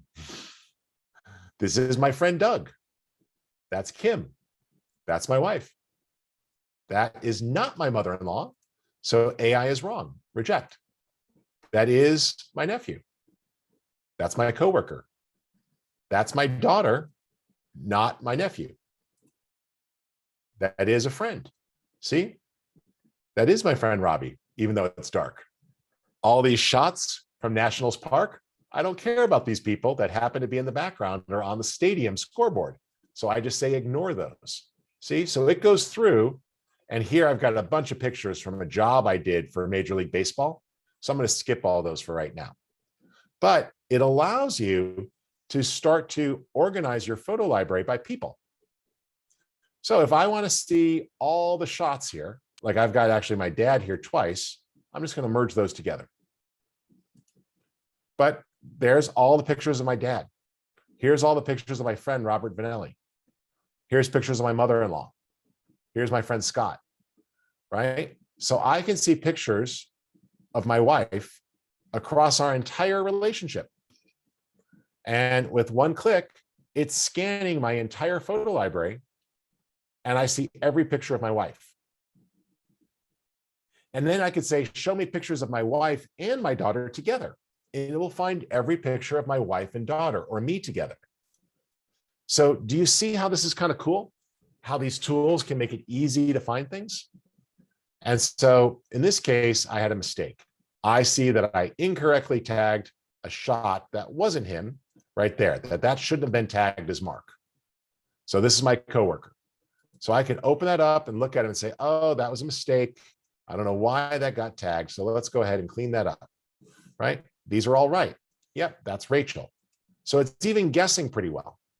So you can go through and pick, and if you get a mistake, find it. But now, same thing. There's 15 years worth of pictures here, and it's finding all the shots of projects and stuff we did together. So I can see my entire photo library and go through and find people that I want to keep track of.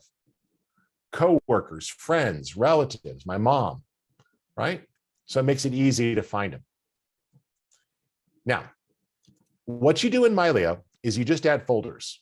So in this case, I've imported from Aperture. I brought in my photo library, my photos to organize. Here's my whole time-lapse library.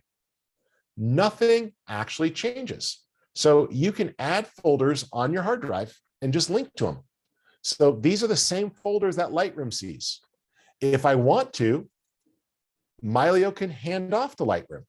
So if you're working in Mylio and you say, oh, I want to open this picture, you could actually just hand these all off to Lightroom. There's an actual Lightroom exchange. Or you can open them up in any other tool that you edit with.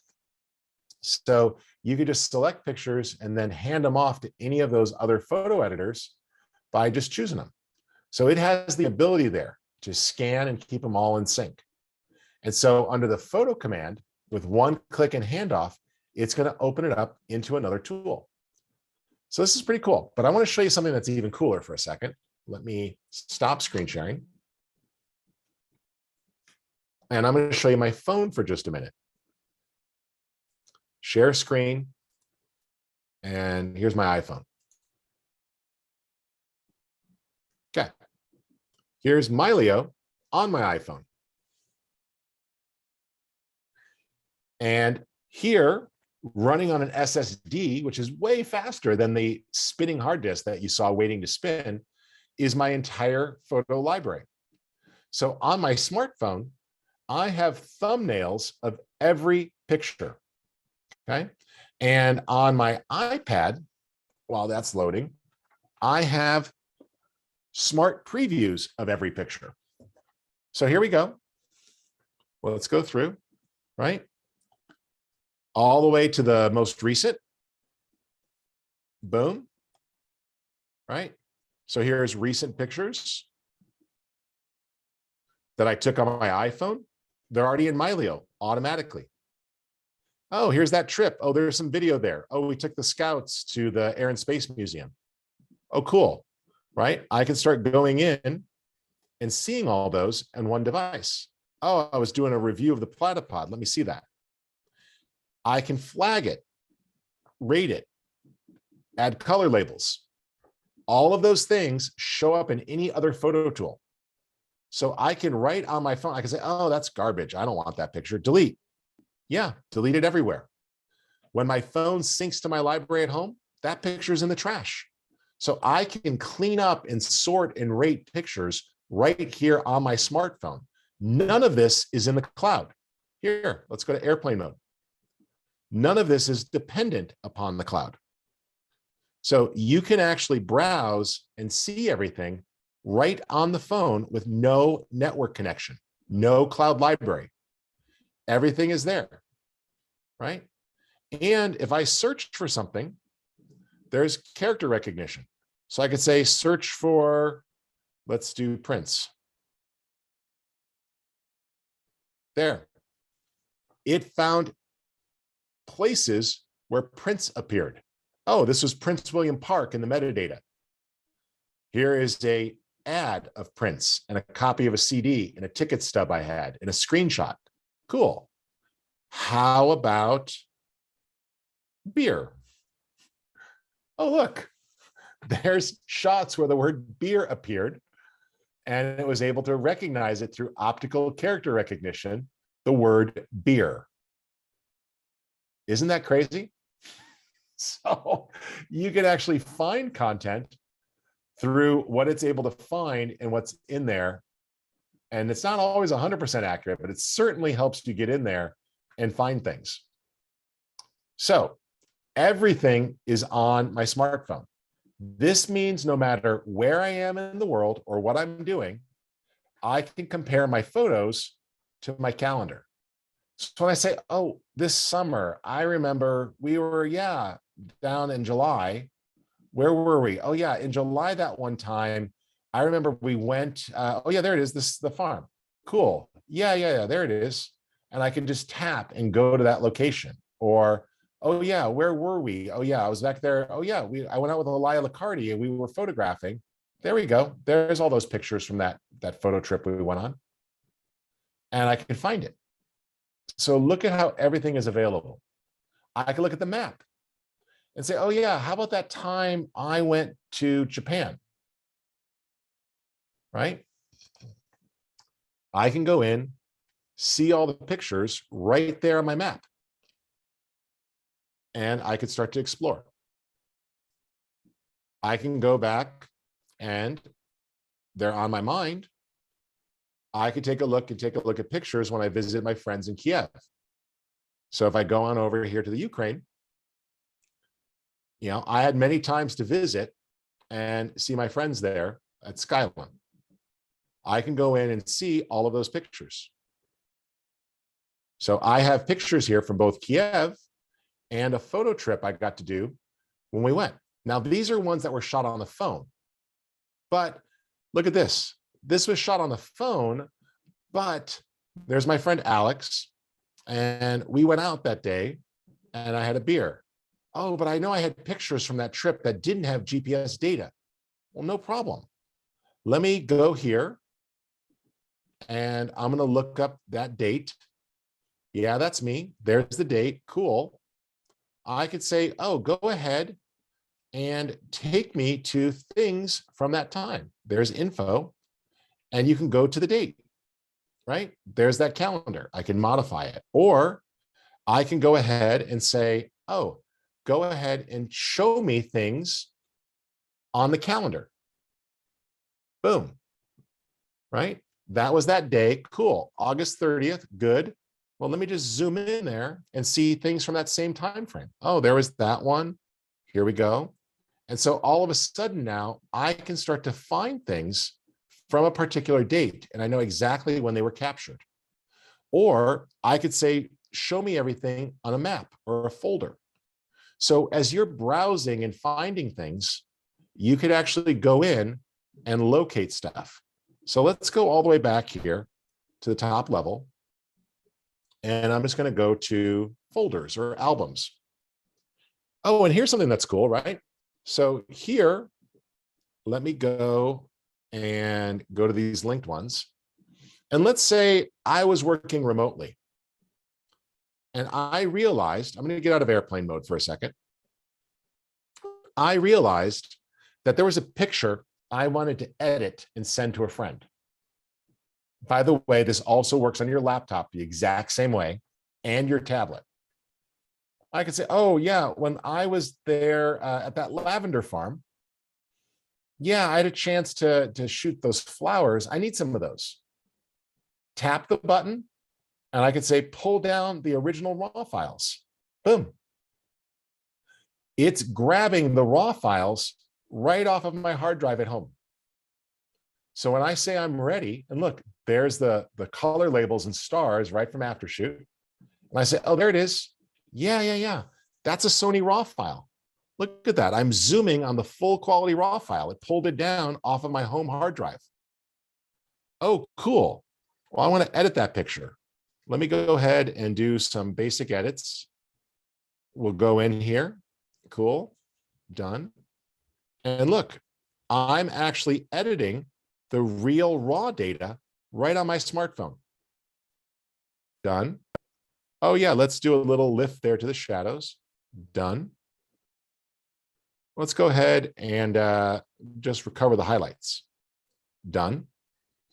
Look at that. And again, when you're set, you could tap the share button and hand it off to any other app that you need. I could send it via text message. I can open it on any other app that my smartphone has, right? Look at that. I want to open up in Lightroom Mobile. I want to animate it in Photograph. I want to send it to another tool. I want to add it to an album. I want to put it as the watch face on my Apple Watch. I want to post to Facebook, Twitter, Instagram, everything, WhatsApp, it's all there. So I have my entire 25-year photo library on my smartphone, taking up just a few gigabytes of space because all it is thumbnails. And you say, oh, I don't want to download the whole folder. You don't have to. You can go in and just say, oh yeah, we took that trip. We got to see Natural Bridge. I'm looking for a good one to post, and you're just scanning through your library, dragging through. And when you find one, yeah, that's looking pretty good. I like that. Let's see. That's not bad. And you can identify the ones you want. Oh, that's looking better. Well, I wonder if this one has enough data. Now, see, not a raw file, no big deal.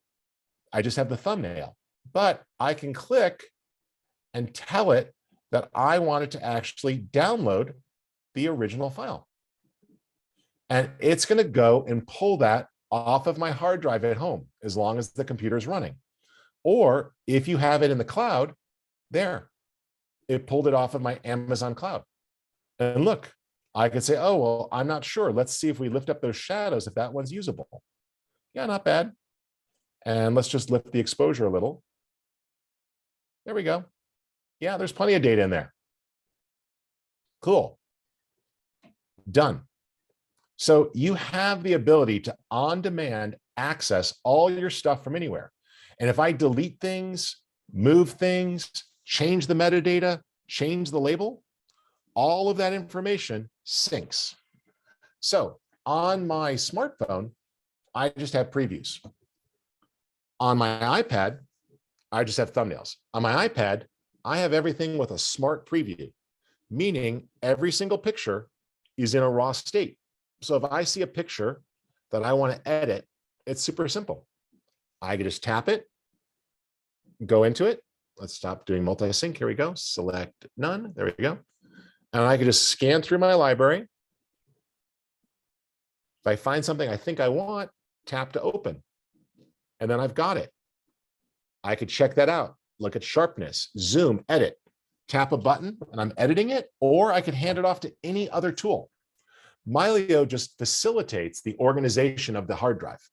So it lets you browse your entire photo library from any device, and it all runs without the cloud. But if you want the cloud, you can use that as an extra backup method. So right here, I've got my entire photo library.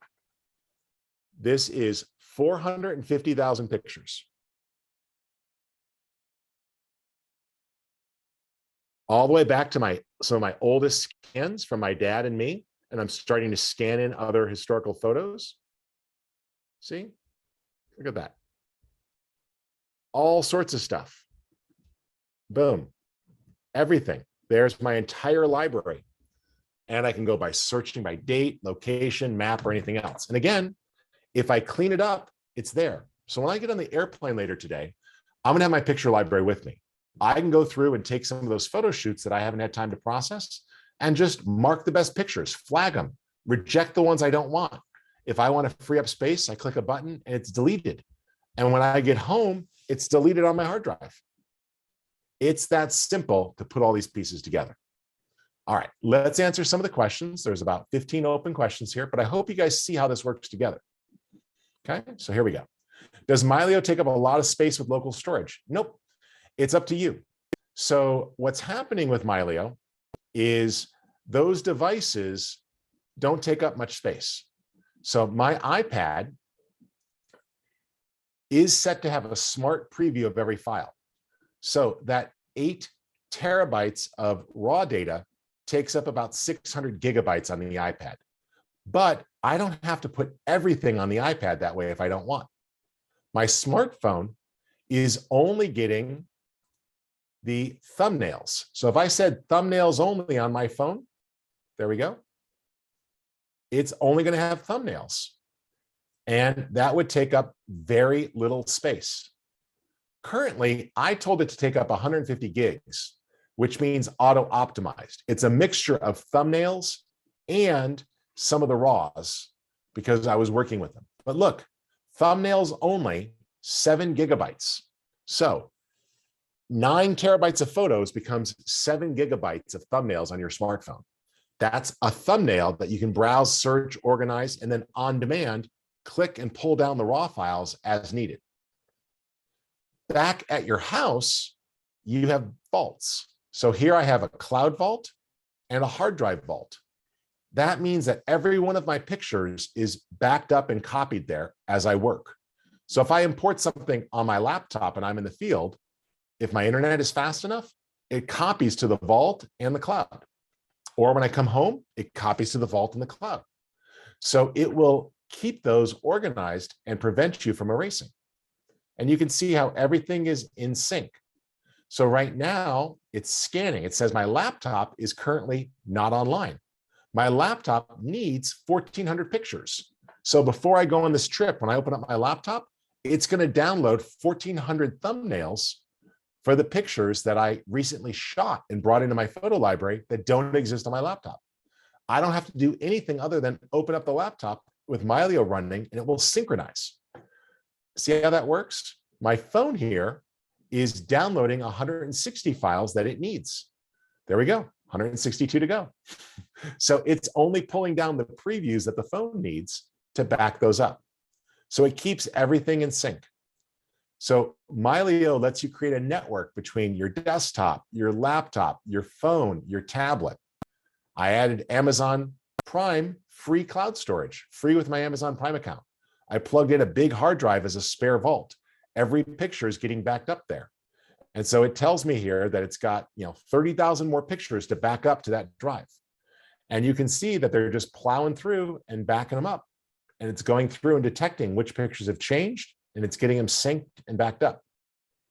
So that's a great tool. So Mylio is a photo organizer and a backup tool. And the cool thing here is that it's keeping it in sync across all of my devices. So the workflow, what happens? Ultimately, it's up to you. You can decide which of these tools you use or none of them. I hope you understand 3-2-1 backup, absolutely essential. Get those pictures backed up and safe. I do a 3-2-1 backup right there with Mylio.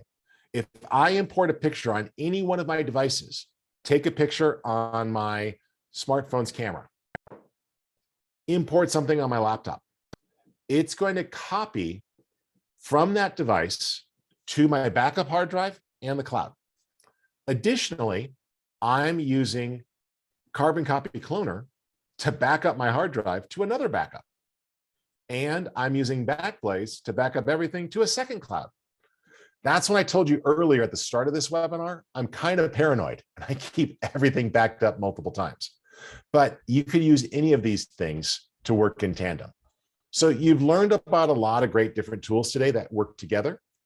It's up to you which ones you implement, but I'd encourage you to check some of those out, and I hope that it made sense. So let me go through. Will Mylio scan one folder at a time? What about a folder that has folders in it? Linda, it scans whatever you add to it. So when you launch Mylio, you could say, look on this hard drive and index every folder, or you could just add an individual folder. So if I want to add a single folder, I just click to add a single folder. I can go in and say import and tell it to copy files, or I could say link. And so in this case, I'll just say, oh, go ahead, look on my computer and add a folder that's already on one of my hard drives that's connected. There we go. And I'll say, oh, go ahead to my existing folder here and grab that folder called scans. Open. Boom. That's going to get scanned. And now all these scanned photos that I need to organize are going to be added to my Mylio library. Okay. Boom. Now it's in there. And if I were to look at my folders, there we go. We'll go up to the folder level. There's the scans folder. See, 32, 45, 49. I open that up. There we go. Look, there's the photos that I scanned of my wedding on my Epson Fast Photo Scanner. Here's these ones from a Grand Canyon trip, right? 314 photos scanned in. Now, you're like, where are they? It's generating the previews and thumbnails right now. So it takes a second because since these weren't raw files, it has to process them. But it's going to put the thumbnails and previews in there, and I'm going to see all of those. All right. And all those scans are available. Remember, Mylio doesn't replace any of your tools. So if you realize that you want to hand something off, you just go to your photo menu and you could say edit with and open that up with any other editing tool on your computer and edit. So there it is, open with Photoshop, Lightroom, Aurora, Capture One, On One, Luminar, everything. It's all right there. So it just serves as a photo organizer. But what's really cool is that everything is just really on the hard drives. So if I ever needed to, I could go right to the folder or the Finder and find that. I could back it up. I can copy it. I can share it. So everything that's right there, I could say, oh, I need to share that. Where do I want to go? Oh, email that, airdrop that to someone, post it to Flickr, print it, right? Send it in a message. Everything is right there at your fingertips. So it really just makes it easy to keep that stuff organized. All right, let's start to wrap this up and we'll work our way through the questions. Is Mylio duplicating the images? If you link to them, it's not duplicating them. It's just linking to your existing folder.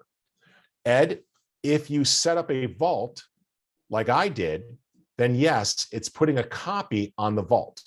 So a vault is a backup. So if I link to a folder, it's going to make a copy on my cloud vault and my hard drive vault, but it's not doing anything else. You don't have to copy or move or duplicate. So you can link to your Lightroom catalog. You could link to any other images. You can link to your Apple Photos catalog. So when I clicked and said connect to Apple Photos, there's my Apple Photos library. So as I take new pictures, February 26th, there we go, right? So there's a picture I took last night on my smartphone, right? Here's a screenshot I took on my smartphone.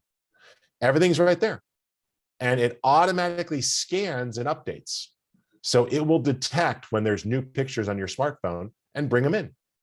So it's not making copies other than to your backup drives. So I hope that that makes sense, okay? So the only time it makes a copy is if you told it to have a backup drive. Do devices have to be on for Mylio to back them up? Right now, yes. In order for them to be backed up, they have to be on. Background importing and background syncing is coming later this year, though, so that it can run in the background. Does it take a lot of space? Everything is up to you, Derek, what gets copied. So as you saw, 8 terabytes took up about 7 gigs of thumbnails. That is a small amount. 8 terabytes is 9,000 gigabytes. So 9,000 gigabytes got simplified to 7 gigabytes for thumbnails. So that's a pretty good ratio of all you want are thumbnails. If you want the smart raw files, like you saw here, so when no matter where I am, I have small raw files. So I have full raw editing capability, and I want to go in and actually, make edits to it. This is basically a ready to share to social media size. You can see I zoom in there. This is still a decent resolution. So this is like what would be like a 3 megapixel, 4 megapixel raw file, like a smart preview. And everything is fully editable. So if you decide to go in and edit the raw data, you can see you have full raw data recovery there. So as I'm recovering shadows and highlights and adjusting the image, I'm working with a smart raw file. So my iPad has 2 terabytes of storage. I was able to take that 9 terabyte photo library and about 500 gigs have smart raws of everything, but it's on demand.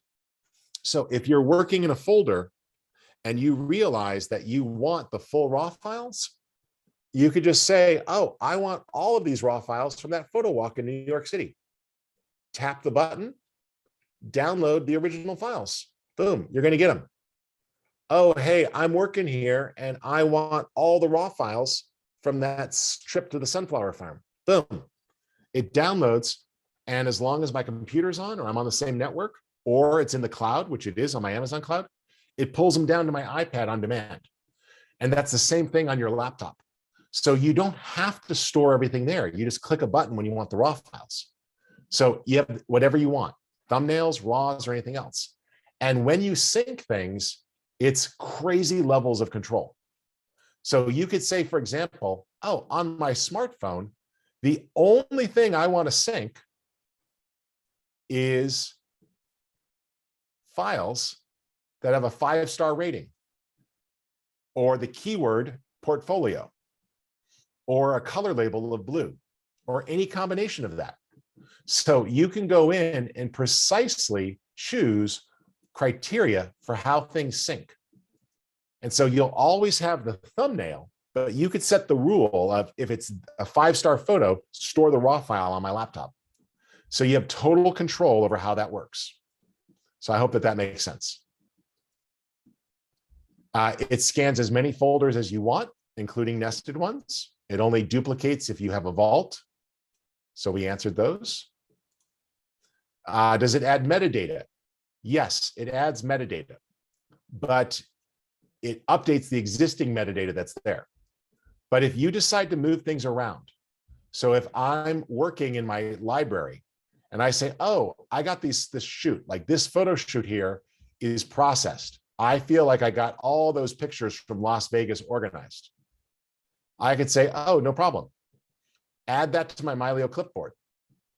Cool, there it is. Now go back to my folder view, put that in my main photo library. Boom. It just moved from my photos to migrate to my photo library.